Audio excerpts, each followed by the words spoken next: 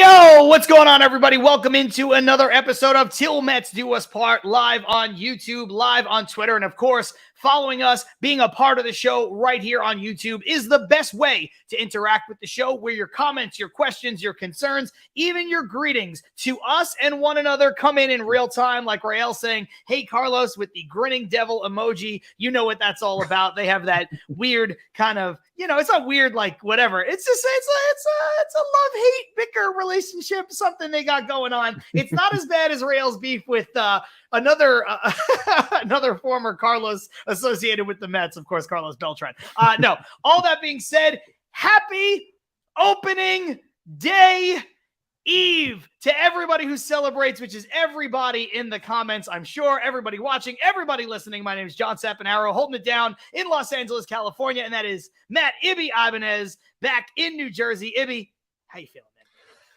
John, it is opening day Eve. I feel excited. I am pumped up for the season that is ahead of us. We have a lot to talk about still with the things that have gone on since the last time we hit record, but in general, baseball is back tomorrow. Your friend that is always there every night. Granted, this year it's going to be a little bit different because you're used to hanging out with your friend for 3+ hours. He might be gone a little bit sooner because of the new rules. Yeah, now you get like 11 minutes with him. It's cool. Now we get to hang out for 11 minutes. Maybe we can have one drink, if that. But now I'm very excited. Mets baseball is on the horizon. Real Mets baseball. These games count. There's a lot to talk about. There's a lot to get into, and I'm ready to do it. Let's do it. Rael saying a bunch of things, but this is my favorite one, reacting to the stuff I was joking around about, saying Ramos greater than Beltran. Okay, let's get right into it, Ibby. It has been, pun intended, a rough week for Darin Ruf. First, he gets cut by the Mets, and then Matt Ibby Ibanez cuts him out of the thumbnail for this episode. I had Darin Ruf as like a sad picture of Darin Ruf as the thumbnail for this. If you follow on YouTube, you saw it. And then Ibby texts me this morning and says, "John, I had to change it. I had to go with something a little bit more positive." He took some Mets stars. He made an overlay. It looked great, but Darin Ruf. I understood what you were doing when you made it, and for everyone watching and listening, I love when John does the things that are always great. And then he puts this one up and like, damn, the season preview, and we got the guy that we just cut. And I'm like, I'm going to try to do something on my break today. Maybe I can spice it up, because I never really tried to really make one. And I did it, and I said, I think this looks pretty cool. And I said to him, like, I think we're going to go with this one, because I think it kind of fits a little bit better for the season preview as opposed to sad Darin Ruf. But we have to talk about Darin Ruf. We have to talk about all that went on with the how the roster filled out, the things we mentioned last week. Let's get into that. Okay, well, Darin Ruf is gone. No brainer. Sometimes you have a loss. Sometimes you have a trade that doesn't work out. And I think for anybody, there was a lot of hyperbole on Mets Twitter saying it probably looked great, just like Ruff's batting average on the backfield. Hey, that guy was hitting bombs and batting 600, facing, I don't know, fucking me. I have no idea who was throwing to him. Who was throwing to him? His son? I have no clue how that guy was hitting 600 doing anything. I wouldn't even put Darin Ruf on my softball team. That's how the sad part is, like, I sent the message to a friend who's he's not a Met fan, he's just a big baseball fan, and I said, this poor guy, like we all have our feelings on Darin Ruf and how he performed pretty bad, obviously, while his short time here. But like, you see the things that are actually posted, and like you see some of the pictures. I saw a bunch of stuff on Instagram, and someone just like puts a picture of him. I'm assuming he was striking out, and like there's just this giant overlay of it, and it just says asshole. I'm like, this poor guy. I'm like, this poor guy. Yeah, he's probably a really nice guy. He's probably like a really nice guy, but everyone's just like, this guy's something but an asshole. It's like, holy shit, like, give the guy a break. Look, it didn't work. We'll talk about it. It is what it is, but he's not here anymore. It was what was best for this team, probably also what was best for him. I agree. And we talked a little bit about it last week, but now that he's gone and it's officially done, what I was going to say was there's a lot of hyperbole around, like, oh, one of the worst trades the Mets have ever made. Like, easy. Okay, it didn't work out. It was a bad trade. Nobody really loved it when it happened. The Mets kind of got caught in a spot where, they go out, they acquire Vogelback. They need a right-handed complement. They get a guy who statistically has hit lefties his whole career. He gets here, he doesn't. Why did they have to do that? Let's not forget, Mets fans, something that I was saying all season long last year. It's because Dominic Smith and JD Davis couldn't get the job done. Dominic Smith still has not hit a home run. JD Davis, you could throw him a helicopter slider up in the zone at 85 miles an hour, and he's going to swing through it like he's facing prime Pedro Martinez. They got rid of two guys who were not doing the job. And look, it was a weird trade because they gave up Davis plus 3 prospects to get Darren Ruff. You think that's a lot, but when you look at it, Ibby, there's 2 prospects that no one's ever heard of. Thomas Szapucki, who came up here and got demolished, and JD Davis, who was not doing the job in the first place and needed a change of scenery. So look, it was a bad trade. Didn't really work out for the Mets in any way, shape, or form. But Ibby, to say it's one of the worst trades they've ever made, I think anyone that the Mets sent to the Giants needs to have some semblance of a career before we can even touch on how bad of a trade it was. It was just a trade that they made, that they needed to make, that the analytics and everything about Darren Ruff's career showed you would be a good idea, and it just didn't work out. So it was a bad trade, but one of the worst they've ever made. I mean, this is the same franchise that traded Nolan Ryan and Tom Seaver, and no, I can't get behind that. No, I there's no way I can get behind the idea of someone saying this is one of the worst trades ever. Was it a bad trade? Yeah, it's a bad trade. Bad trades happen. The good thing that comes out of this is that we finally have an ownership group, or an owner, just a front office, I should say, that is willing to cut bait on a mistake. Admit you made a mistake, cut bait, move on. That's a good thing. Now, I know a lot of people are bringing up the facts like, well, it's good they did it with McCann and Ruff now, and they did it with Cano. It's like, yes, that's great, but you don't want to make a habit of these things. It's great that you do it, but you don't want to constantly keep on saying, oh, it's great that we cut bait here, we cut here, cut. It's like, look, I know that you're not always going to, hit 1,000, but at the same time, you kind of want to have those mistakes be a little bit further apart. These are 3 in a relatively short amount of time. It's like you want to get better in that area. But in terms of the deal itself, 4 for 1, yes, at the time you're like, man, that's a lot of people for Darren Ruff. Like, what, like really? But you look at it, okay, it kind of makes sense. It didn't work. It did not work. The guy was brought in to crush lefties, couldn't do it. Like, you had one job, couldn't do it. You move on. That's it. There's nothing more. There's nothing less. It's just, it was a bad fit. New York, I know, carries its weight. Do I agree that every time someone says, oh, so-and-so can't handle New York? Well, sometimes it plays a factor, sometimes it doesn't. I think it just didn't work because this guy was viewed as something that he shouldn't have been viewed as by the fans, because it's the one move that is made. You think, oh, this guy's going to come in and he's going to provide the offense and we need doubles and home runs, and it didn't work. So you just start shitting on that guy and you say, this guy's terrible, he's awful. And then the guy can't get up and he's constantly, and I said it last week, I don't care what anybody says, whether you're on social media or not, you hear what is going on. You hear what people are saying. You hear the reaction when you step to the plate. You hear the reaction when you walk back to the dugout and when things don't go your way and you're in the midst of a slump. And you're going to hear it 10 times over in New York, especially for the Mets. Okay. It comes with the territory. I understand that. The guy couldn't get out of his own way. You cut bait, let him go. Maybe he catches on somewhere else, does his thing. Odds are he'll do it against the Mets. He'll bat 400 against the Mets. And that's usually what ends up happening. But it was the right thing to do. We talked about that in length last week when it came to sometimes, I'm not telling the guy to retire. I think it's time for you to play baseball somewhere else. And they made the right call. Granted, there are other calls they made, which I don't agree with, and we'll talk about. But they made the right call here in saying, thank you, Darren Ruff. It's time for you to go. Tim LaCastro, you make the final spot on this roster because it makes more sense. Yeah, listen, a loss is a loss, and I just appreciate that we have an owner and a front office that is willing to say, hey, it didn't work out, and that's just how it goes. Jump back into the comments really quick. Shay saying he always looked like he was caught by surprise every time an interview that he was conducting, and it's true. He does. Darren Ruff, I think that's just his face, but he's got like a real because he has like really dark features, like his facial hair and stuff is dark, but then his eyes are like super blue, and he's just like. He just looks like a maniac every time. Stevie Mack saying, I think I saw Ruff working behind the deli counter at ShopRite today. Maybe. Rael saying, furthering my point, people forget how Mets Twitter was going ham on JD Davis, which is true. Carlos Ramos saying, guys, be fair. It's not like we were getting anyone better for JD Davis, which is why the Mets needed to include other people in that deal to get it done. Again, Darren Ruff is a guy with a track record of success. JD Davis was a guy who had a good 4 months as a major leaguer. That's it. It's all he's ever done.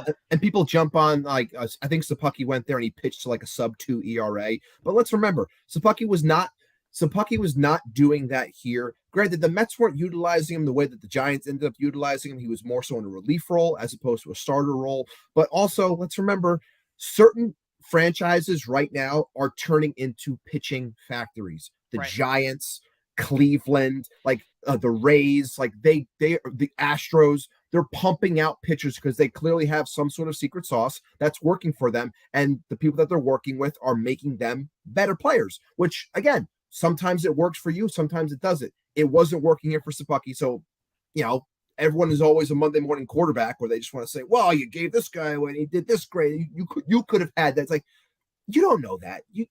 We saw Thomas Szapucki come here and get absolutely pitch here, and he got absolutely shelled every opportunity that he got.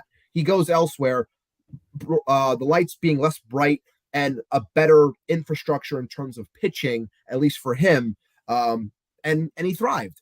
Sometimes it just doesn't work where you are. Sometimes you got to go somewhere else.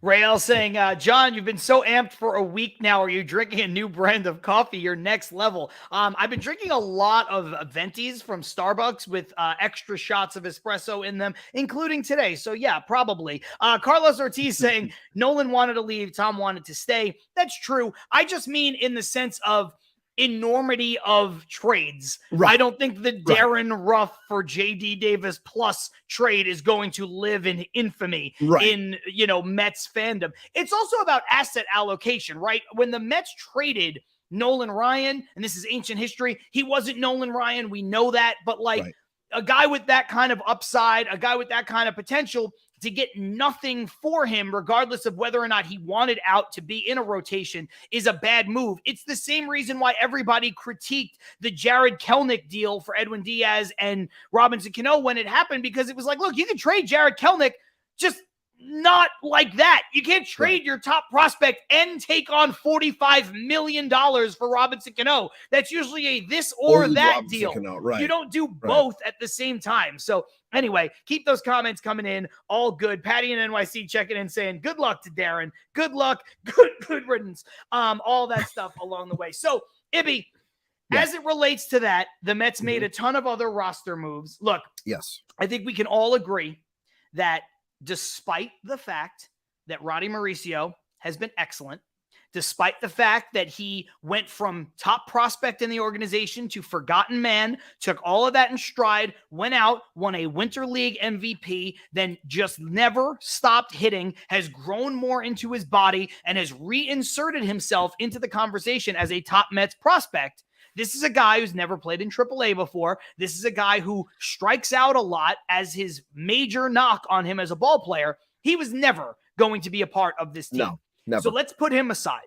Let's take Francisco Alvarez and put him aside because, one, still very young. Two, hard to go with a young, rookie, inexperienced catcher when you have a veteran staff. Three, he did not exactly grab life by the balls in spring training. Okay, I'm not saying that we need to worry about it. I'm just saying clearly the focus was the defense. It is not the time right now for Francisco Alvarez. I still fully believe it's going to be his time, maybe as soon as some point this year, but right now was not his time. Two people, though, that were very controversial, Ibby, are Mark Vientos, who has spent a ton of time over a full season now in AAA, and all he's done is hit. And at some point, you have to say, What's the point of sending him back? And then Brett Baty, who had the spring that we all challenged him to have. He had the Pete Alonso can't send him down spring, and they sent him down anyway. So take Mauricio off, take Alvarez off. The other two, I want your reactions on. You can take them in whatever order you want, Vientos or Baty. When I first, when we were talking about this for the last couple of weeks, in the back of my head, I had been saying to myself that I had hoped that they would keep Baty because he just proved that he was too good to send down. And I thought he did do that and he should have stayed up. But I always felt that Vientos had an inside track in comparison to Baty because he could win out and be a DH, because the whole idea was, if they're getting rid of Ruff, then, or if Ruff proves out, or if they did, even if they didn't come in, they IL'd them, I thought Vientos made a lot of sense.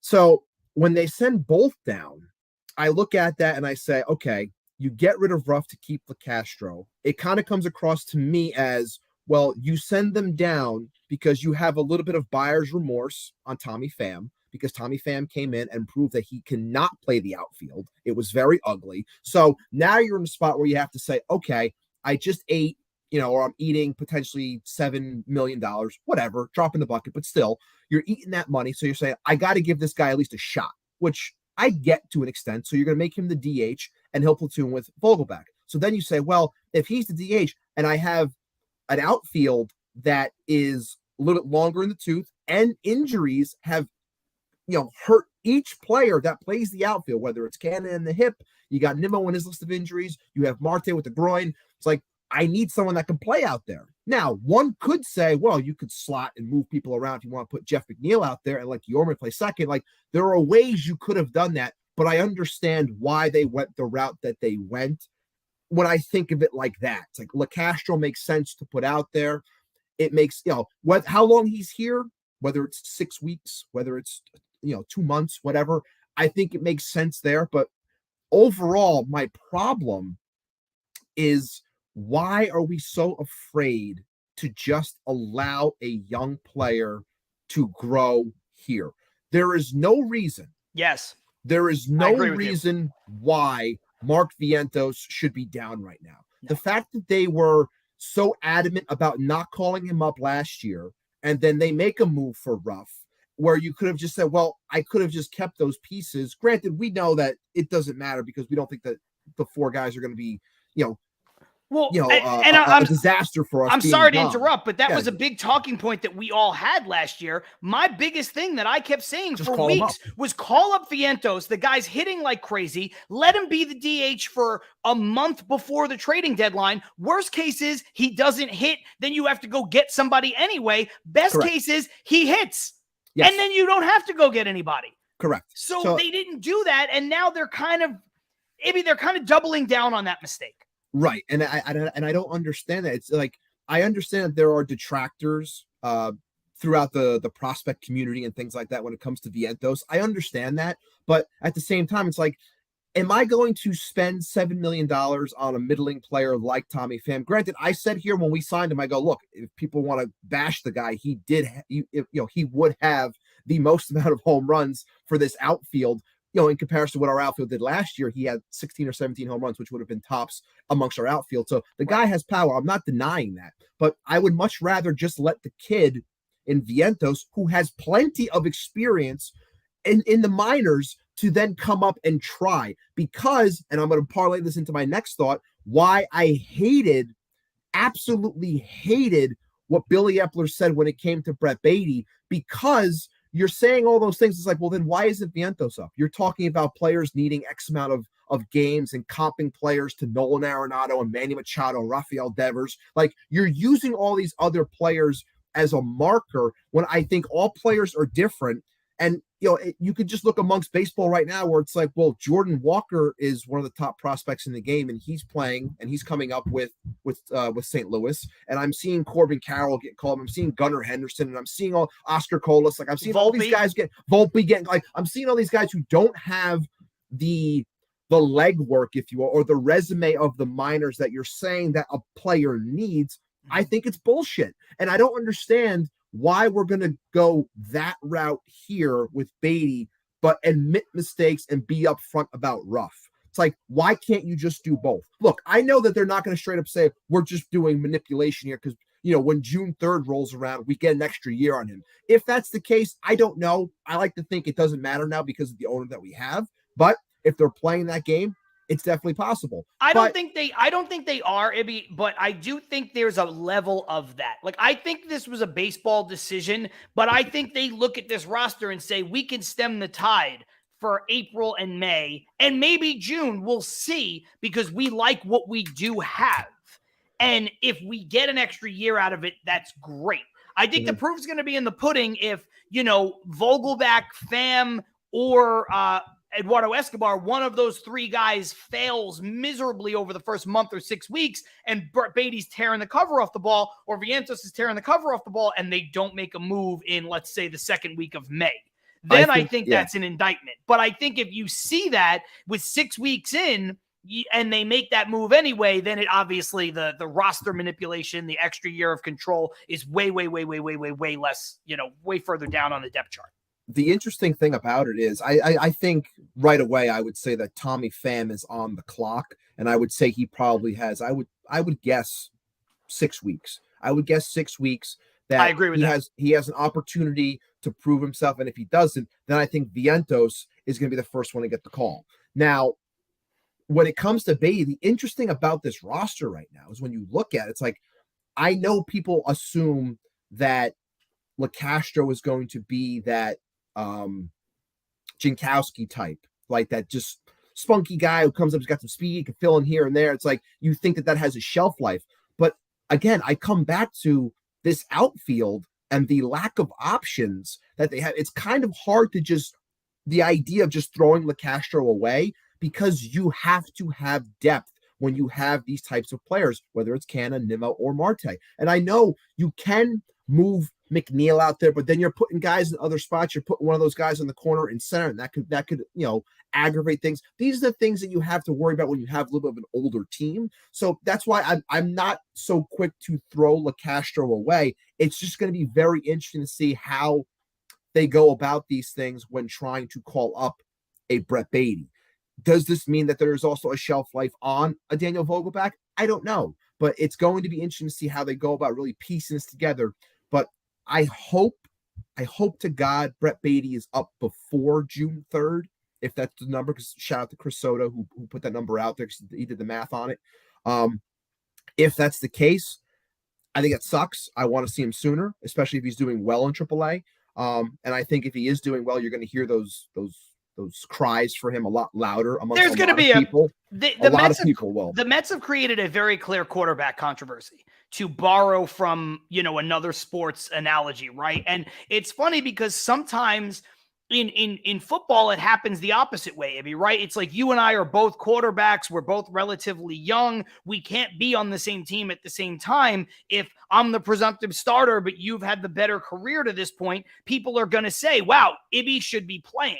But I think sometimes in baseball, it works the opposite way. When you have a young, exciting, highly touted top prospect like Baty, and then you've got a guy who's more towards the back nine of his career, despite the fact that everybody loves him and he had a great finish to the season like Escobar, you've already started to create that controversy when you send one guy down for the other guy. Because what's going to happen is, if Escobar, and I'm just using Escobar because they play the same position, it could be the same with Pham, could be the same with Vogelbach. There are three pieces on this team that could lead to either Vientos or Baty getting called up. But when you look at it, now all of a sudden from jump, you have set the precedent that if Vogelbach's not good, if Pham's not good, if Escobar's not good, Ibby, for 2 weeks, if they're not good. Now, the Mets aren't going to make a move in 2 weeks, but if for the first 2 weeks, neither one of those players are good, and Baty or Vientos, or dare I say both, are tearing the cover off the ball, the controversy is going to be get them out, get them in. That's it. That's what everybody's going to want. So you've created that by making this move. If you would have just allowed Baty to be on the roster, for instance, and said, hey, look, we like what Brett's done. He's proven that he can hit here. We believe in him.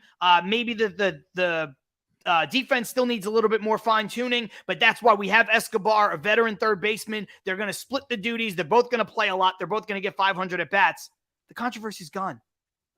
Like right the there. one thing that I and I know I see Shay's in the comments as well. He was saying some things when this news initially came down on Twitter, and I'm sure he'll back himself up on this. It was more so like in time, it's not a big deal. Like he'll be up eventually, and that was what a lot of people were saying from the outside perspective. Like he'll eventually be up, or trying to be a little more upbeat in that sense. My problem with it was when you have a player that proves himself in this sense, and they did the breakdown of numbers of how he did against major league ready pitchers and non-major league pitchers, and the numbers were pretty similar in the sense where he did well against both.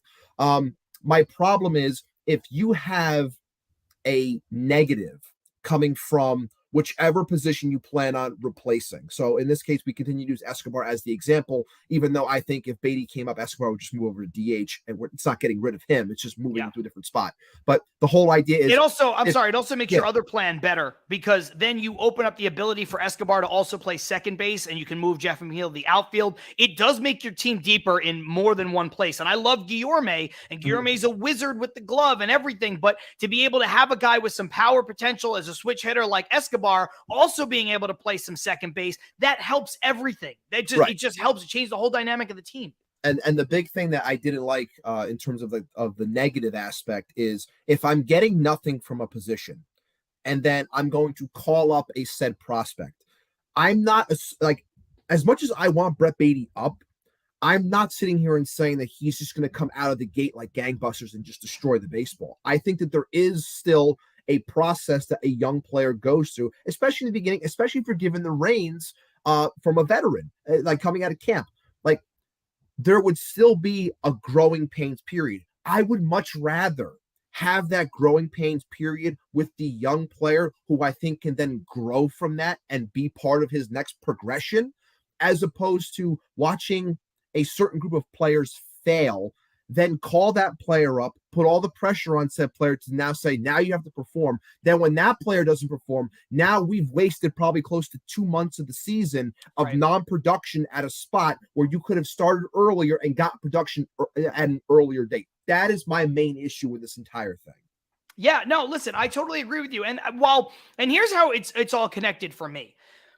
I think Tim LeCastro earned his way on this team. I think that can't be argued, right? He had a great spring. He also brings something that you've alluded to that nobody on this team has. He's incredibly fast, and he's a good defensive player all over the outfield. They kind of realize, oops, we may have kind of overestimated what Pham can be, and the power potential for Pham is there, but he seems like maybe he's more of a DH/emergency player in the outfield, specifically in the corners, not in center field. And so that left Ruff as the expendable odd man out. But I think if you're going to carry LeCastro, it's even more egregious to not carry Vientos or Beatty. And I see the stuff that a lot of people are saying, most notably Shay in the comments about, hey, look, Beatty hit a lot of home runs, but he hasn't hit some since he's come up, only one in the majors, one in spring training since. I get all of that. I understand, but sometimes you need power potential bats, especially on the bench, or in the Mets case, I always thought they needed another one in their everyday starting lineup. That's why I said, go get me Carlos Correa as soon as the offseason started. That's why I said they're crazy if they don't kick the tires on Judge as soon as the offseason started. I said, and I will remind everyone, that they should have spent the money on Correa and not on Nimmo. Now, it turns out, and I'm happy that they brought back Nimmo, but it turns out they tried to go get both of them, which would have been absolutely fantastic. I'm not trying to make this a Carlos Correa thing. That is old news. But when you look at the landscape of this lineup, when Billy Epler comes out and says, you need more than just big, hairy guys on the bench who are going to hit home runs, I ask you, Billy Epler, yes, who are those players? Yes, exactly. Who on the Mets bench is a big, hairy guy that's going to jack home runs? Assuming that Vogelback is your DH that day, the bench is either Tomas Nido and Omar Narvaez, depending on who's catching that day, right? Let's just say it's a righty pitcher, Narvaez is a lefty, and so if Vogelback's playing, Narvaez is playing. So now your bench is going to be Tomas Nido, Luis Guillorme, Tim LeCastro, and Tommy Pham. Not a lot there. which guy are you scared of that's going to come out there and hit jacks? Tommy None Pham, of them. or at least Tommy punch me in the Pham. face. I mean, Tommy Pham's Yeah. got power. I'm not trying to say that he doesn't. No, He but certainly still. does. But you can't say stuff like that and making it seem as though you have those things, and then trying to insinuate that if you were to have, say, a Mark Vientos type, because he fits that mold, to make it seem like that would be a bad thing. If anything, the Mets could use another guy that could be a big, hairy guy that can hit home runs. Like, that would be a good thing. I know this is a dated reference, but like, there's no Matt Stairs on this team, right? Like, I think of a guy like that, and I think Jolly Olive did a great little, kind of deep dive into him about how strange his career was. But it's the truth. It'd be like Matt Stairs, big time lefty. Mm-hmm. No position to speak of, played a lot of time in the National League before there was a DH. And like he led the league like 3 years in pinch hit home runs. Like, that's a big hairy guy that sits on the bench and going to hit jacks. Now, granted, maybe some other teams don't have that too, right? The way baseball's built now, it's a little different. But I don't know, man. When I look around, this is dumb. I admit this is dumb, but like, I just got MLB The Show. Okay. And I just started playing MLB The Show, and it's a fun game, and it's one of my favorite games. And I play it every year. It's my go-to game to play every time baseball rolls around. But Ibby, when I play with the Mets and I look at that lineup, like, it's missing something. Like, I know that's a dumb way to bring that up, but like, that's why I brought up the stuff with Correa from the beginning. Like, I'm very happy with what the Mets did. Everybody who watches this show and listens to this show knows that I'm not a Mets didn't do enough person based on the offseason, or Mets brought back the same team. I think the Mets had a stellar offseason, but I still think that the Mets needed something else to go along with it. And now that I'm looking at the lineup, both on paper as they tweet out, hey, opening day's tomorrow and everything, and as I play a dumb baseball simulation video game on PS5, I'm like, I feel it. Like, this lineup would be a lot better if Carlos Correa was playing third base, or this lineup would be a lot better if Brett Beatty was playing third and Escobar was your DH, and then Vogelback and Pham are on the bench. Yeah, well, I mean, in that case, then you're wondering about that lack of outfield depth, then, because then you don't have all the Castro type. Like, they kind of back themselves into a corner in that sense. And look, I think that I still believe that the approach of this team from an offensive standpoint can do very well in the first half and score runs. And look, it's going to have its ups and downs. It always does. It's baseball. But yes, I've echoed the same thing as you, that I want another power bat somewhere within this lineup. I thought it made a lot of sense. But we came into an off season where there was only one.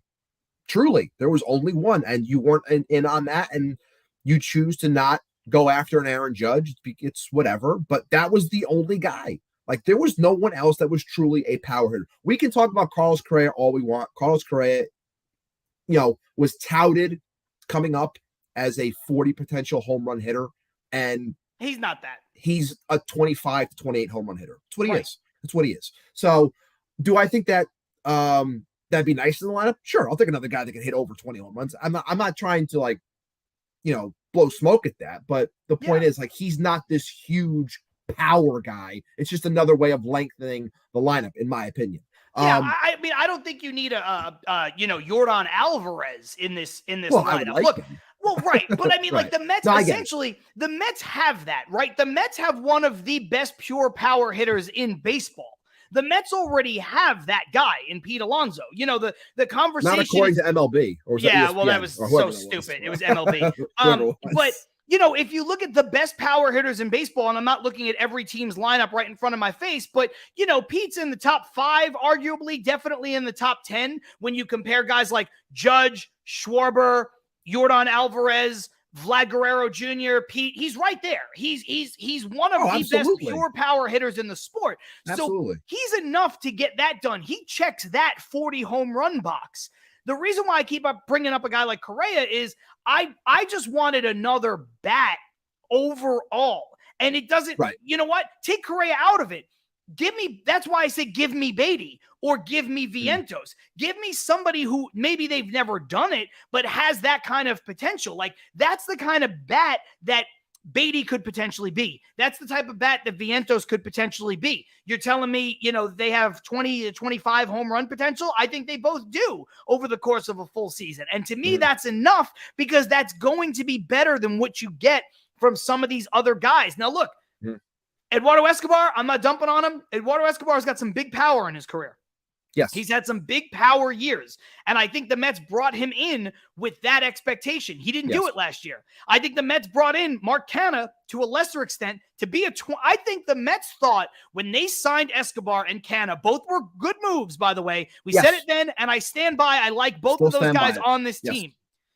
But relative to the way they played last year, Ibby, they didn't do enough. I think the Mets thought they were going to get 20 home runs out of Canha and 30 home runs out of Escobar. And they didn't. Right.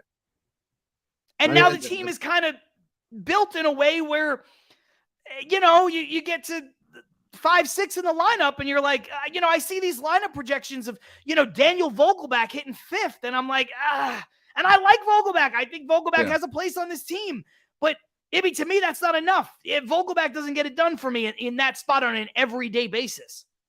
Yeah. And look, and we've talked about it at length, where he is just a very, without, like the absolute definition of a one-dimensional player, because that's all, like, you are here to hit and hit for power. And if you don't do that, then you literally serve zero purpose. Shea said that. Vogelbach, if he's not hitting home runs, hurts our bench. He doesn't bring speed, positional versatility to spell Pete. Like, there's nothing there. So yeah, we've talked about the price tag on him, where it's 1.5. And it's like, yeah, it's whatever. It's if he provides something great. And we talked about, when Craig was on the show, Craig Goldstein, talked about how the shift and the lack of it could help improve his overall numbers. But then, of course, he becomes a liability on the base paths. But either way, it's like, you need to provide the power. The right field fence is coming in 8 feet. You need to start pulling the ball down the line and hit the ball out. Like, that is your purpose here. Okay. If I said to you, Daniel Vogelbach was going to hit 20 home runs, then you'll be like, okay, great. I'll take that for my, that'd be great. Do I think he's going to hit 20 home runs? I don't know. I don't think so. I don't think he is. I don't know if he is. I don't think he is. And it's funny because, again, it's hard to preview a season because we don't have games to talk about yet. And I'm not trying to, like, I don't know if this is coming off as overly negative. I don't mean it to. I just think that there are some back and forth. I think there are some obvious holes on this team, and I think it's the Mets are in questions. And I think the Mets are in a perfect place to address them. They got a great owner. They have tons of money to spend. I think their GM is competent, despite the fact that I think, this was an uncommon L for them to send those two guys down. I have all the faith in the world in Buck Showalter. So I think the Mets are in a place to address this, and I think they will at some point, whatever. But I think it's strange, and this is why previewing it, I can't help but go back to some of my thoughts at the beginning of the offseason. Remember I said two guys that I was like, if the price is right, if I'm the Mets, I take a flyer on Cody Bellinger. If the price is right, I take a flyer on Joey Gallo.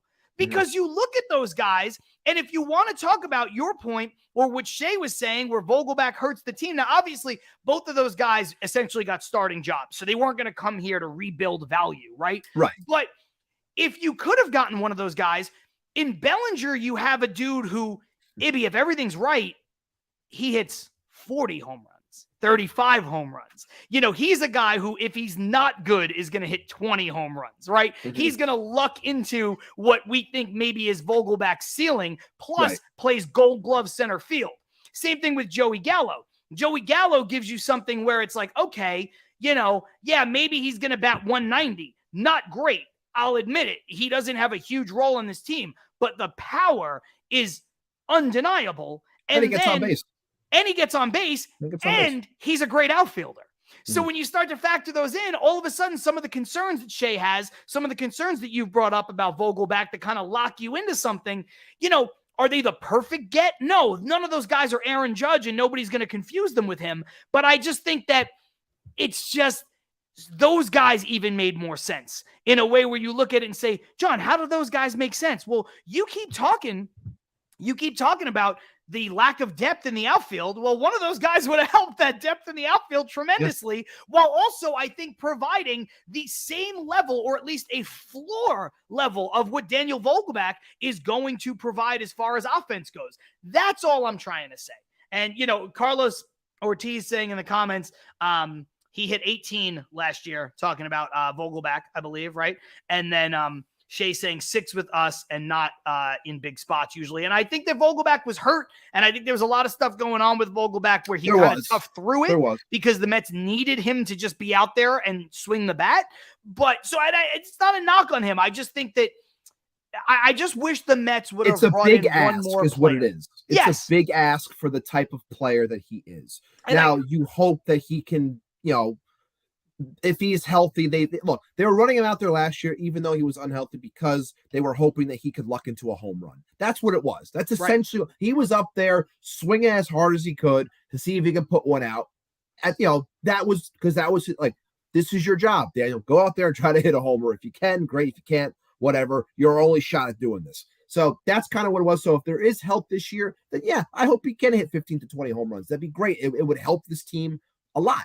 Absolutely. Yeah, listen, I completely agree with that. Let's head into the break and then come back out. We've got our bold predictions. I have some written down on some cards because we didn't write them down last year. Then we had to go back and try to find them. And it was a whole thing, which, by the way, our predictions last year were absolutely stellar and spot on. Like, I think we hit on like 4 of them or 5 of them between the 2 of us. So we'll see how this one goes. But anyway, ladies and gentlemen, you are watching Till Mets Do Us Part live on Twitter, live on YouTube. And if you've never watched us before, don't worry. This is just a quick 10-second ad spot for the audio version of this show. We will be right back. John Sapanaro, Matt Ibanez, Till Mets Do Us Part.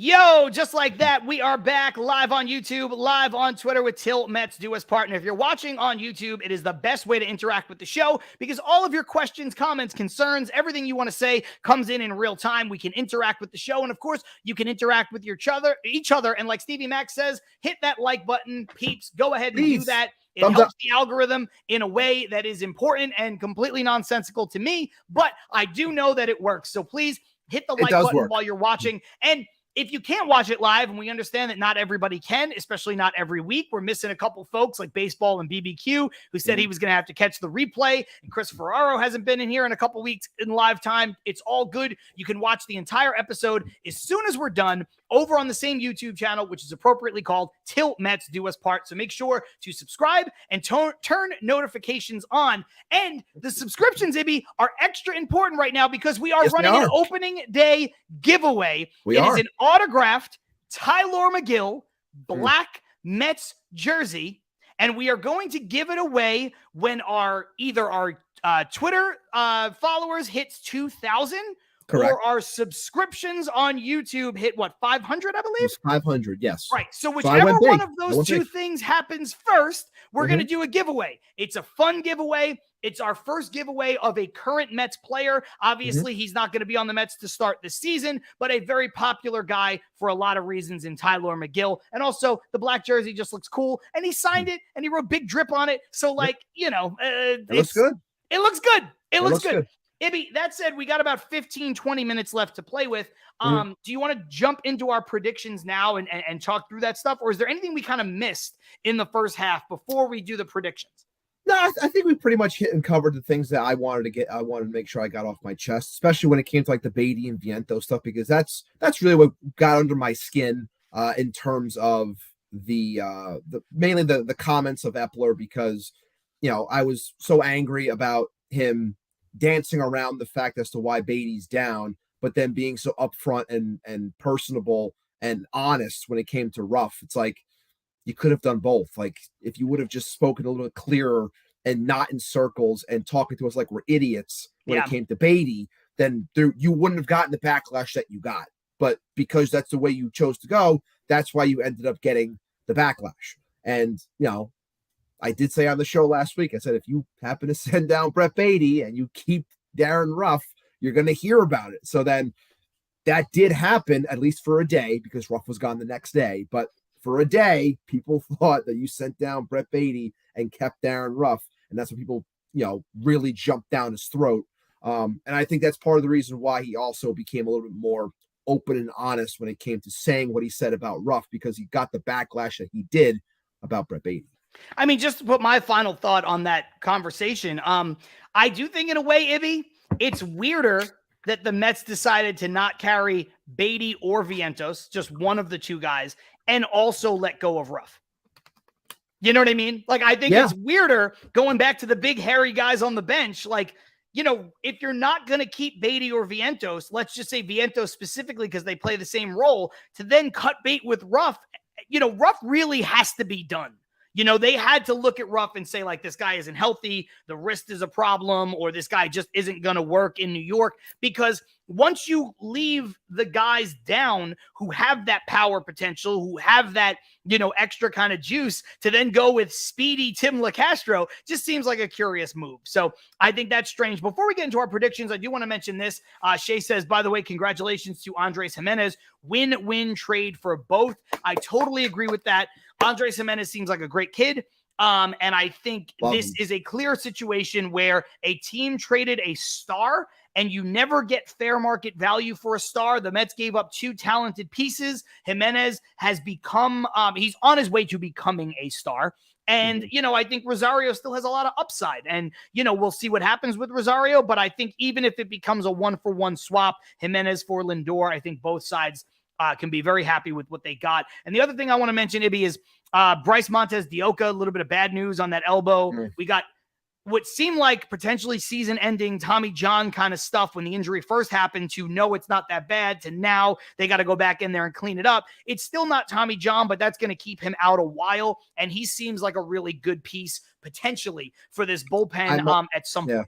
I'm upset about that one because I made my predictions, obviously, and some of them are a lot bolder. I went pretty bold this year with some of them at least, but Bryce Montes de Oca was a part of my bold prediction. Obviously, it's not going to come to fruition, but to just put it out there, that was going to be me saying that Bryce Montes de Oca, when he came back, was going to be viewed as like an up-and-coming relief style ace in our bullpen, and I thought that he was going to pitch upwards of 40 innings and he was going to have 85 strikeouts. That was my bold prediction on that, but not going to happen. Unfortunate, sucks. I really wanted to see him this year, but hopefully he gets better and he's back next year.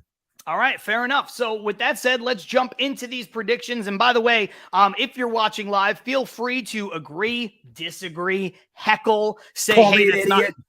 Yeah, especially if it's Ibby. Like, you can call him an idiot all day. Don't call me an idiot because You pointed the wrong way. I know I did. I'm an idiot because I'm an idiot. If you call me an idiot and you follow me on Twitter, you know the kind of backlash that you're about to get. No, I'm just kidding. No, but really, feel free to heckle us. Feel free to say that's not bold enough, whatever. I don't know if some of my predictions count as bold predictions. Honestly, they just feel like the way I wanted to go with some of them. So with that said, Ibby, go ahead. Give me one of your predictions. We'll just kind of go back and forth. And also, by the way, if you're in the comments live right now and you want to throw something bold out there. Yeah, throw something bold out there that doesn't even have to do with any of ours, and we'll get to as many as we can. Go ahead, Ibby, you first. Okay. Now, just a fair warning to everyone who's listening or watching. Me and John have not shared anything. We're reacting to each other in real time. We might have things that are similar. And if we do have ones that are similar, like, we'll just piggyback and then just throw it out there, then move on to another one, just so we can just save a little bit of time in that sense. But I'll start off. Obviously, this team was rocked with the Edwin Diaz injury. Okay. My first one is going to be something that is still in-house. Okay. I'm going to say that David Robertson breaks 30 saves for the first time since 2016. All right. He pitches to a 2.7 ERA and he has 32 saves. That is my bold prediction on David Peterson. I'm sorry, David Robertson. I was torn on coming up with one for David Robertson. I did not come up with that. I didn't come up with one for him at all, but I actually agree with you. I think a lot of those numbers are very reasonable for him. I think the 30 saves, maybe the ERA is a little bit low. It's generous but because his career is around 2.8, so it's very generous. yeah.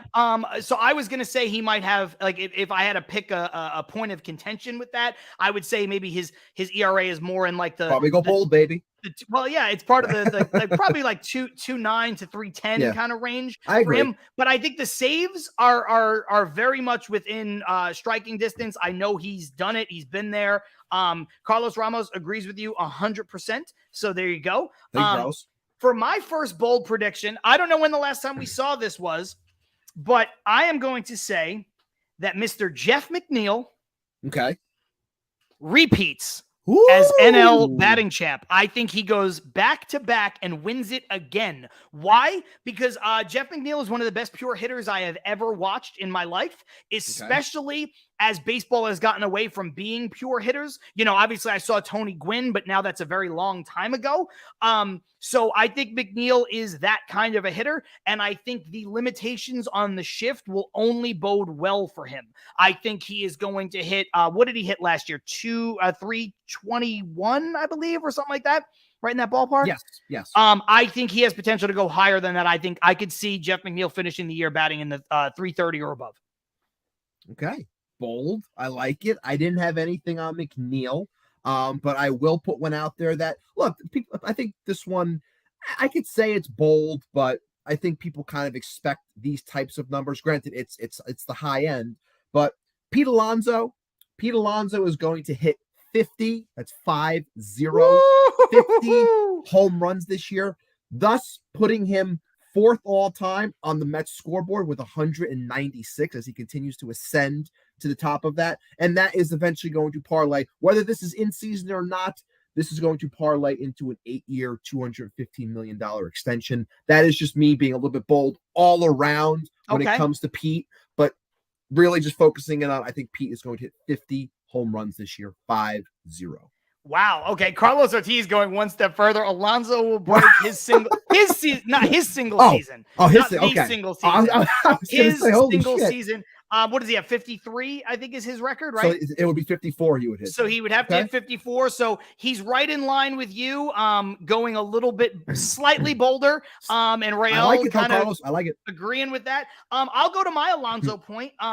So I didn't put a number on it, so I don't know if this counts as being the boldest thing in the world. But I've got that Alonso will lead the league in home runs.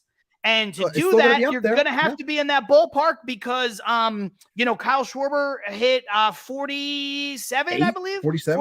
Like that, so he's going to have to be around 50, high 40s, somewhere in that regard to do that. I also think that with that, off the strength of putting up those kind of power numbers, I think the RBI numbers are going to be there as well. I did predict last year that Alonso would lead the league in RBIs, and he did that. So I think he's going to be right around there. And I think the coupling of leading the league in home runs and being high up there in RBI potential, I think that he will finish in the top 5 for the MVP. I'm not saying he's going to win it, but I think he will be in the top 5 this year.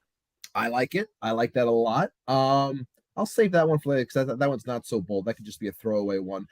This one I got because this was a topic for today. Okay. Brett Baty. I saw someone put something in the comments as well. I have strong thoughts on Brett Baty. Rael saying he will win Rookie of the Year. I am saying that Brett Baty is going to be a Rookie of the Year finalist, so he'll be in the top 3 because I can be honest. I understand that Corbin Carroll and Jordan Walker, and there's a lot of talent, even on his own team in Kodai Senga. There's a lot of talent in the NL this year when it comes to the Rookie of the Year. So I will say that he is a Rookie of the Year finalist, slashes a line of 270, 350, 470 with 20 homers and 70 RBIs. You might be wondering why I've been holding my hands up like this for the last couple of seconds. And the reason is because no, I wanted you to know that as you were talking, and I wanted all the viewers to know as you were talking that I was not writing anything as you were going along. So then when I show you this next one, you're going to know that it was real. Brett Baty, top 3 in Rookie of the Year. All right. I like it. I like it. That was one of those ones that we did not talk about, like all of them. And we are in lockstep on that one. So I like it. I guess I have nothing to add for that one. So I'll take the next one. Go ahead. Francisco Lindor. Frankie. Francisco Lindor will have a 30-30 season and win the Gold Glove at shortstop. Now, I didn't do the whole hands thing there. But my throwaway one that I just put in there because I just added one real quickly when Montestioca went down. But I did say that Francisco Lindor is going to bat 280. I didn't say 30-30. I said 30 homers, 15 steals, and he would win a Gold Glove. That's what I put on my notes right there, just so you can see. Boom. 280, 350 wins GG. Carlos Ramos saying Lindor's NL MVP numbers, taking it a little bit further, saying he'll win the MVP. But I hope he does. Look, his numbers are right in line with what you and I are saying. 281, 33 home runs, 117 RBIs. He is very capable of doing all of that. He can take advantage of that new porch. Listen, I think if I kicked around the concept of Lindor winning the MVP or finishing highly in the MVP. I will say this, Ibby. I think 30 home runs is on the table very much. I think 117 RBIs are on the table very much because I think he was so close to those numbers last year anyway. I think the 30 steals from my perspective is high. I think the Gold Glove is a weird kind of tricky, who knows if it's going to happen kind of thing. But I will say, if he hits 281 and steals anywhere near 30 bags while putting up 33 home runs and 117 RBIs or thereabouts, he has a legitimate shot to win the MVP. Absolutely. The reason why I didn't say MVP was because I just don't know if he's going to hit. I see Lindor more in like the 260, 270 range. Right. And then I think that's going to hurt his overall candidacy because you're going to have guys like the kind of year that Goldschmidt had where, it didn't matter what Pete or Schwarber did in terms of hitting home runs because Goldschmidt is hitting 315, 320, and also hitting 40 home runs. You're going to win the MVP if you do that. So, I think that the batting average is a little tricky. Carlos saying he also scores 100 runs, by the way. That one I think also Carlos. very much on the table. Shay saying bold prediction, Brandon Nimmo will finally say LFGM this year. He won't. I love that one. He won't. He won't. No he's way. not. He's a good little Wyoming church kid or something. He ain't saying that. All right, you got how many more do you have, by the way? I have one more. Okay, I have one more also. So let's go with that, and then we can debate a couple other things for the last couple minutes. Yeah, I got one. Last year, I took a gamble because based off of the projections across the board, nobody really liked Carlos Carrasco. I predicted that he would win 15 games last year, strike out 135, and he pretty much did those things. So I'm taking a risk on another one this year, not Carrasco this time, but David Peterson. That was kind of me slipping a little bit before by saying his name. David Peterson, by stat projections this year, ranges anywhere from 6 to 8 wins. I'm going to say that David Peterson wins 12 games this year. He has a 3.4 ERA, and he has 135 strikeouts. That's where I'm going to go with that one. Wow, going big on David Peterson. Okay. I am. My last one is pitching related. And I don't know. The reason why I consider this bold is because it's two people. Otherwise, I don't think it's a great bold prediction when you look at this track record of both of these players. But I think that both Max Scherzer and Justin Verlander, both of them will finish in the top 10 in ERA in the National League. That's how that, and I use that. I toyed around with strikeouts and wins and where they were going to finish in the respective Cy Young race and all those things. But what I was trying to do when I was being bold is not be a homer about it. And you didn't either. I'm not saying you did, but I didn't want to be like, oh, they're going to finish 1 and 2 in the Cy Young. Like there's so many variables for that. But I think that they're both going to have such an electric year that when you look at the great pitching in Major League Baseball right now, you look at the great pitching in the National League right now, to say that two people on the team are both going to finish top 10 in ERA, Ibby, that speaks volumes to what I think they're capable of doing. I think they're both, I toyed around with putting them in it was too weird of a number to say they were going to be in the top 8 in ERA, but I think they will. I think they're going to be up there, both of them, just really, really, really lights out as far as starting pitching goes from those two guys. Absolutely. I mean, You could sit there and also say, well, as something bold where between the two of them, they're going to strike out 465 people, like between the two of them. Like those things are definitely possible, especially if you're talking about them having a low ERA like that. They're strikeout pitchers. So those things are definitely attainable, but still bold at the same time because of their age. Right. And that's always going to be the talking point this year. It's one of the biggest things that I think a lot of people are a little bit worried about is just the overall age of the staff. That's why I'm really backing a David Peterson as a 27-year-old to really bring up the back end and keep things afloat. God forbid something does happen. Hopefully it doesn't. But I think when you have older successful guys like that, people like a Peterson on the back end being able to relax a little bit more and perform like that, I think it's definitely possible, which is why I went with the way I went there. But I'm with you. I think that's definitely bold enough to be considered because of the age, and I think top 10 is definitely attainable. Two good ones here. Carlos Ramos saying Kodai Senga will finish with 200 plus Ks. I like that one. I like that one bold. A lot. That's bold, though. I think that's possible. I think he's a big strikeout guy. I think it's going to take the league a little bit to adjust to him. I'm sure there's going to be some adjustments that he has to make also. But I think second go around, that's going to be that's going to be Ibby, I look at it where it's a pitcher's league in that sense where guys strike out a lot and strikeouts are not vilified. And, so I don't know the kind of year that Kodai Senga is going to have. I think he's as talented as all hell, but, I don't know what it's going to look like in terms of wins. I don't know what it's going to look like in terms of ERA, but I think his stuff will befuddle people. And I think strikeouts happen and they happen a lot. And it's going to be, it's commonplace. Like I said, it's acceptable. Hey, you know what? I struck out 175 times, 220 times, like whatever. People are like, whatever, it's all good. Yeah, it's a ghost. So I think that's a pretty good one. I would say if I had to not adjust it, I would put the over under for Kodai Senga's strikeouts at about 170.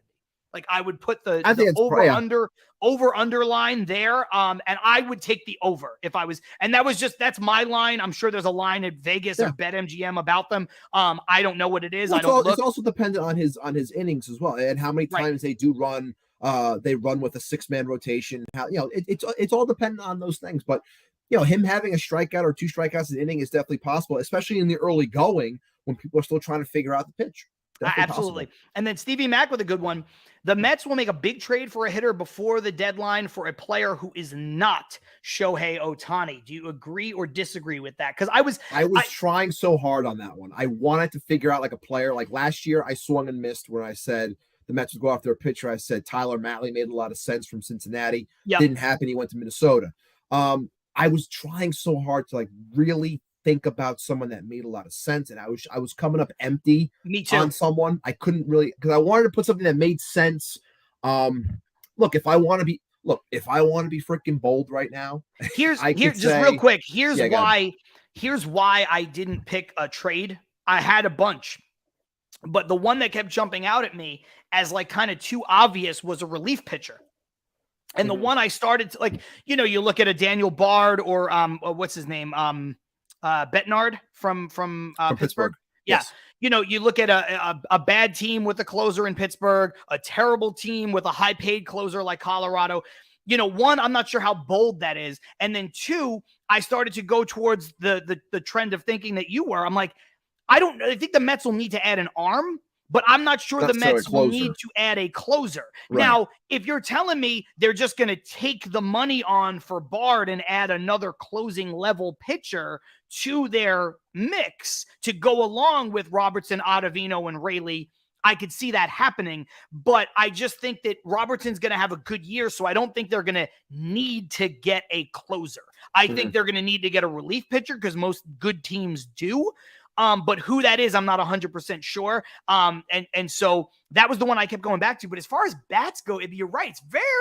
It's tough. I don't know. Really is. Guys just signed new deals. Like, there's not an obvious one for me. Outside of Ohtani, who I don't think Ohtani's going to get traded. No, I don't think he is. They're going to let him walk.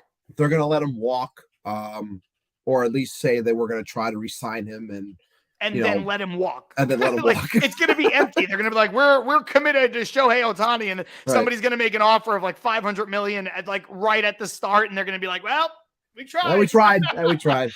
But yeah, I was looking at bats, and it was a lot easier for me to come up with a big name in terms of pitching if they wanted to go after an arm, if that's where they were lacking, or if they just wanted to insert someone of youth at the top end of the rotation because they want to get someone in now and then obviously eventually extend them once you go beyond the years of Verlander and Scherzer, whatever it may be, attack something now as opposed to waiting.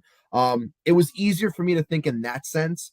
But yeah, bat-wise, the only one that comes up, and I don't even know if it really fits in terms of what this team needs, especially the way his profile has gone over the last couple of years, is eating money while also attacking what I just said, a top-end pitcher. Shout out, as always, to Toby Coughlin on Twitter. He's been championing this one for the longest time. And it's possible, I don't know if they'll actually do it, if they were to get in on the sweepstakes against the likes of the Dodgers and Padres going after a Corbin Burnes and then saying to Milwaukee, look, we're going to give you this package. And on top of it, we're going to eat Christian Yelich's contract. Like, that's the only thing I can think of. So that's the guy from a hitter perspective, is Christian Yelich. I think the Mets are going to need an outfielder, and I think the Mets are going to need a bat. I just think that somewhere along the lines, it's going to happen. I think there's too much injury history with Nimmo, Marte, and Canha. I'm not 100% sure if Canha is really an everyday outfielder. I'm not. I don't know that he's not. I'm just not sure, Ibby. I'm just not sure. I think when you factor in the health potential of all those guys and you factor in, what Canha is going to bring to you on a day-to-day basis, I look at a guy like Yelich. Now, here's the thing.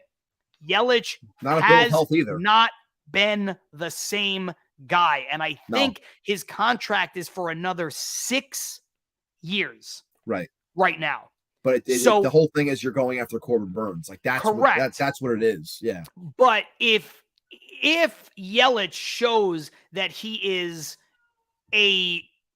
returning to form over the first half of the year where he's got power and stuff like that, he could be a target, I think, independent of Corbin Burnes. Right. Look, if you could get him, get him. Like, if you can get Burnes, obviously. But I do think that there's possibility there. I also think what Shay just said, Charlie Blackmon makes a lot of sense as an outfielder who makes a lot of money, who could also DH. I think that's possible. Carlos Ramos also said, keep your eyes on the White Sox guys. Hitter could be coming from there. Maybe, it doesn't light the world on fire, but like Yohan Moncada. No, but if you're looking at, like, if you're really attacking the White Sox and are willing to pay a premium, you're looking at the likes of Luis Robert and Eloy Jimenez. Like, those are the guys you're looking at. If they're truly on the market and available, those are the guys that you would try to attack. Could you get Tim Anderson? Well, he's older than the other ones. He's 29. He is. That's why I'm asking. Like, I know he's kind of like the face of their team, but when I look at him, he's 29 years old. He's a good hitter, got some pop.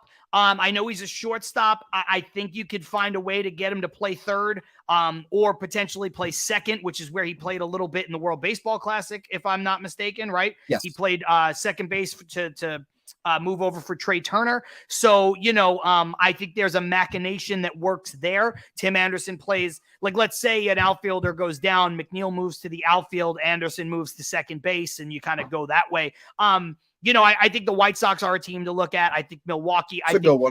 I think, look, people said Charlie Blackmon. I said Daniel Bard. Anybody looking at the Rockies, I think is possible. There's a good chance that the Rockies are the single worst team in baseball this year. That's how bad they are, or potentially can be. So Oakland will fight them. Yeah, Oakland's going to be really bad. The Phillies just traded for Christian Pache today. Really? Yeah. Get out of here. The guy they got for Matt Olson, they got rid of him? Yeah. Oh, my God. Yeah, they traded him to the Phillies. By the way, I will say this. The Phillies lineup when Bryce Harper comes back is terrifying. Oh, it is. It's terrifying. Like there's no other way to put it. It's a stacked lineup. It's 100%. I Even mean, without dude, Hoskins, it's still good. Like if they had if they had Hoskins and Harper, you're looking at, Turner, Schwarber, Harper, Hoskins, Castellanos, Real Muto. Like that is scary. Now losing Bohm. I forgot about Bohm. Jesus, yeah. Losing Hoskins for the year hurts them, and that sucks. And obviously Harper's going to be out probably till June or maybe, right around there, whatever, with the Tommy John or whatever the hell they were fixing his elbow. But man, that lineup is scary. That is scary, scary good with those folks. Another good one from Stevie Mack. What about Jesse Winker, if not Yelich? I love Jesse Winker. I like Jesse Winker a lot. I don't think he's the same kind of player. I would take him if they needed one. Again, the crazy thing is, like, we're talking about injuries in the outfield, and you're looking at the guys that we're mentioning also have injuries. Like Jesse Winker was bogged down by injuries in Seattle, so he's hoping to get a fresh start in Milwaukee. Better ballpark. Hopefully his power numbers go back up.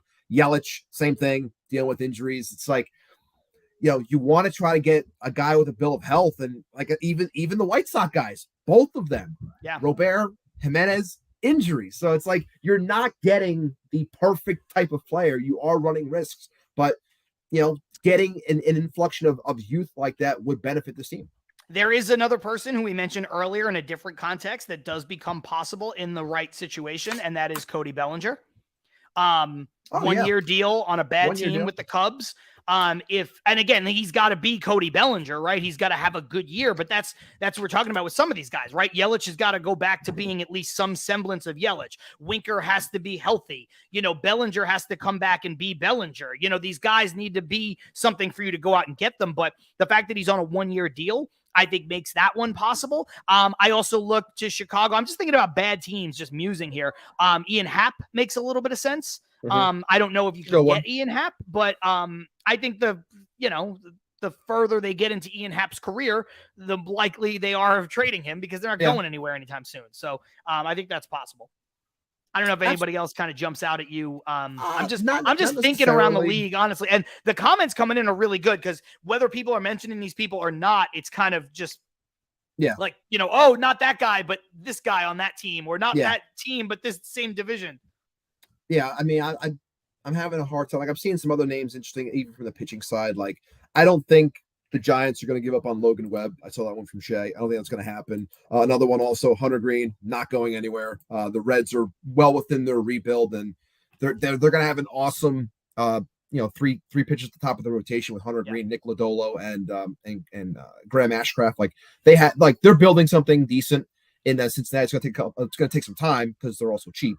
But and that division's going to be winnable, not for them this year, but like that division's not good. Right. Milwaukee keeps winning that division by default, basically. Right. But like if you can hit 86 wins, you're going to take this division. Like that. Yeah. That's like I still think right it's the Cardinals division to lose this year with Arenado and all those guys. But like, these other teams wind up staying around. Like people were like, the Cubs are going to be terrible last year, and they're like, look at the Cubs still in the conversation. Yeah. It's like, because the division's awful. It stinks. Yeah. But before we get out of here, I think we're gonna have to put it down. The Vegas line has our Mets at 94.5 wins. Okay. Are you taking the over or are you taking the under? 94.5. 94.5. 94.5. You going over? You going under? I will say on mine, just real quick, I will say that when I picked my number, I did not know the line. I didn't know what it was. And then I looked afterwards. I was like, oh, okay. So where you at? Fair enough. I did not hear the line till just now. I don't really, I'm not much of a bettor, so I don't really take that stuff into consideration. Especially for baseball, like on the football show and the Jets show, we do pick like the over under, and we pick the the final score against the spread and stuff. But that's more of a football thing, just cause gives you a barometer. Over under 94.5 wins. I will say over, with the caveat that I don't think they're going to win 100 games. So I think they're probably in the 95 to 97 win ballpark. Okay.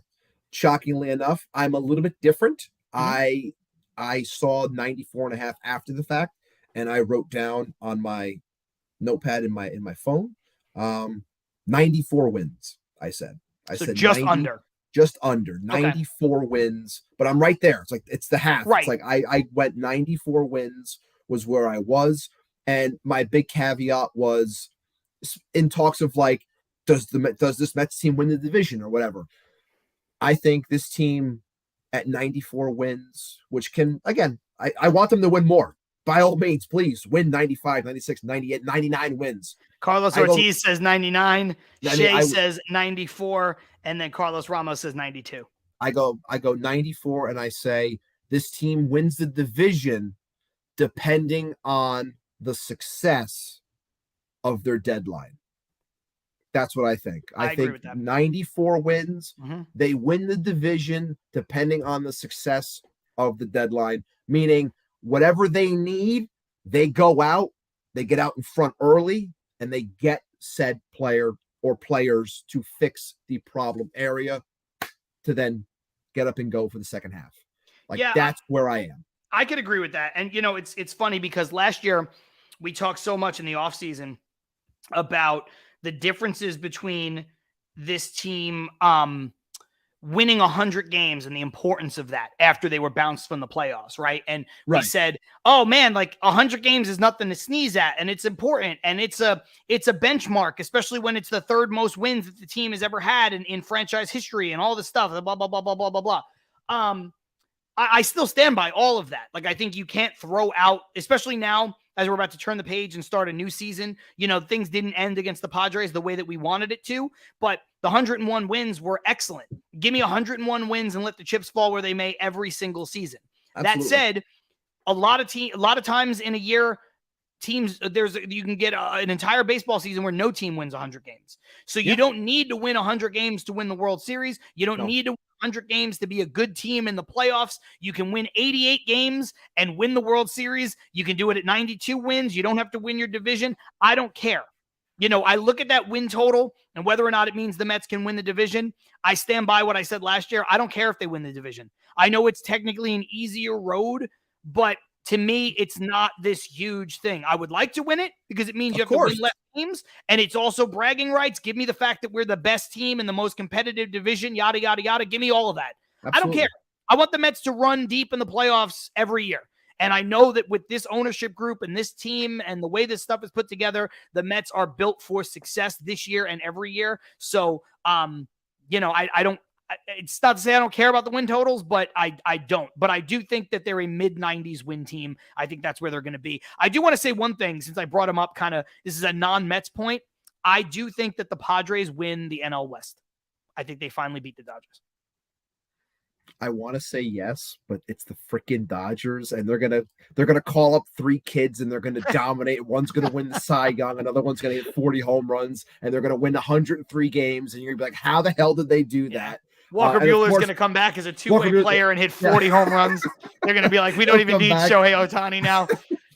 But it's something I want to say the Padres take it. And if I was asked to put pen to paper, I would probably write down the Padres. But if the freaking Dodgers win, it's not going to shock me. It really won't. But you look at that lineup, you're like, oh, I love Freddie Freeman. Max Muncy's still good coming off the elbow, but you're like, God damn, like Mookie Betts. It's like, is this good enough? Like, are these? It will. Like they called up Josh Outman. He's going to hit 20 home runs. They're going to call up Gavin Stone. He's going to strike out the world. Like, it's what the Dodgers do. They're a nonstop machine. I know. But yes, pen to paper, I would probably say Padres as well. Last note before we get out of here, Shay saying, bring up the kid Daniel Murphy from the Long Island Ducks.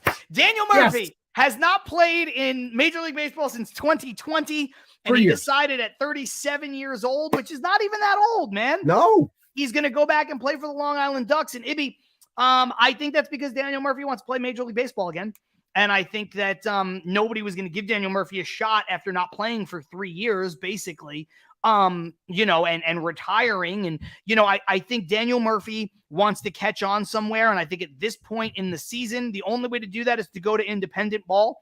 Or go overseas. And I think you go to independent ball and look, if he still proves that he can hit, somebody might take a flyer on Daniel Murphy to be an off the bat bench or something. The only thing that you have Off to the say bench when it bat. the only thing you got to say in a situation like this is Rich Hill. Rich Hill did it. Rich Hill got paid. Rich Hill's still pitching. You have no idea what can happen. You can go play for the Ducks. You can show that you can still play ball. The hand-eye is still there. The bat's still there. It's possible. I wish Murph nothing but the best. I absolutely love him, as I'm staring at a signature of his over there that I have and a picture. I love Murph. He's the best. All the best to him, and hopefully he can find his way back into Major League Baseball if that's what he truly wants. Yeah, and you know what? I thought it was weird when he retired at, 34, 35 years old because, I thought that Murph always had a skill set that loaned itself to playing until his late 30s if he wanted to. I know he wasn't the same player that set the world on fire with the Mets in 15 and then went on to the Nationals and, really became this like extra gear that he found, but I thought he could have played. So, he hung it up. Maybe he had nagging injuries and he just didn't feel right and he didn't feel like himself, or he wanted to spend more time with his family and all this stuff. But now he's probably healthy and he's probably feeling good. And he's like, you know what? I'm only 37. Maybe I could play for another year or two, get a couple more $1 million in my wallet and, kind of ride off into the sunset. So, look, I think it's a good move for him. Good for him going to the Long Island Ducks. I do always appreciate too when, somebody who doesn't have to. Daniel Murphy was never a super duper star in this league, but he was definitely a star for a couple of years, most notably from that World Series run to the next couple of years with the Nats.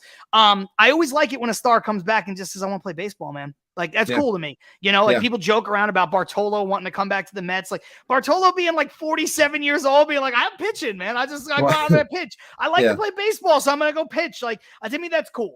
As somebody who will play softball until my legs fall off. It's nice to see that kind of level of commitment from these guys. But that said, Ibby, happy opening day. We back. Eve to everybody in the chat, everybody who's listening and watching.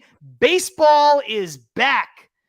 Stay true to the orange and blue. LFGM. Ladies and gentlemen, the next time we talk to you next Wednesday, we will have like a week's worth of baseball to discuss, and we can bitch and complain about Tommy Pham striking out with the bases loaded and Daniel Vogelbach batting 5th with Jeff McNeil batting 7th. I can't wait. I can't wait to talk about it. It's going to be absolutely fantastic. So that said, I'm John.